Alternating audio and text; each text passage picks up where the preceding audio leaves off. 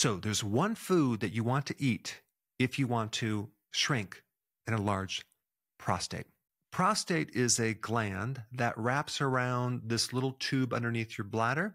And when it gets bigger, normally it should be like a size of a walnut. When it enlarges, it kind of interferes with the urine flow, and that can keep you up at night. An enlarged prostate can also turn into a cancer situation. And the name that they use for this enlarged prostate is called benign prostatic hyperplasia. What's involved here? Well, this is kind of what the theory is.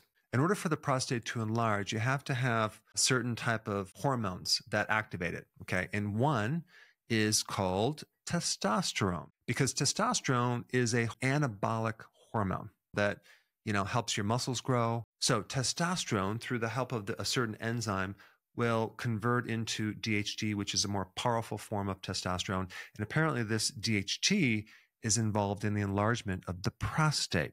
And so the mechanism of one of the top-selling drugs for this condition inhibits that enzyme to reduce DHT. As we age, testosterone goes down. DHT also goes down.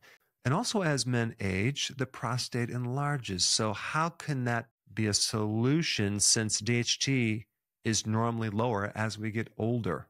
It's very confusing. So in other words, apparently the real problem is that as we age, that enzyme increases in its activity, thereby giving you more DHT and creating a more profound effect over the prostate. As far as the top medication, which I'm not going to mention, they found that by taking the medication, you can decrease the enlargement of your prostate by about 23%. But there's some slight minor complications, side effects, decreased libido, increased risk of prostate cancer, as well as a syndrome that can occur when you stop taking the medication. And that syndrome has other side effects like signs of suicidal impulses, atrophy of the penis, and the development of breast tissue.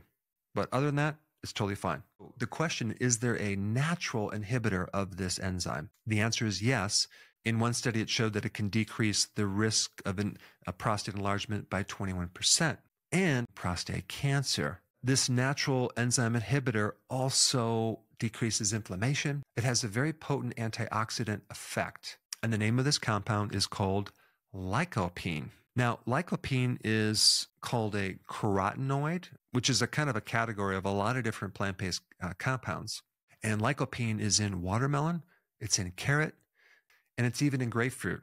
But if you want to get a large amount of lycopene, you want to get it from tomatoes. If you can get them from your garden or the farmer's market, that would be great. You can get them as canned tomatoes or tomato sauce or tomato paste, because apparently the lycopene in tomatoes becomes more bioavailable when you heat the tomato. Of course, don't get the tomato sauce that has the sugar added. Get the one that is as natural as possible.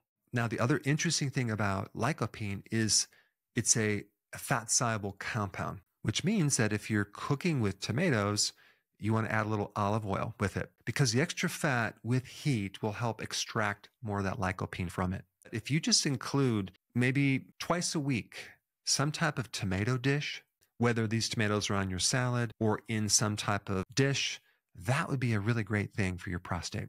So there are other things you can take to help your prostate. Zinc is at the top of the list. Resveratrol is another compound that they used with lycopene. Now, as a side note, probably the worst thing for the prostate is milk, because there's certain growth hormones in milk that can enlarge the prostate as well.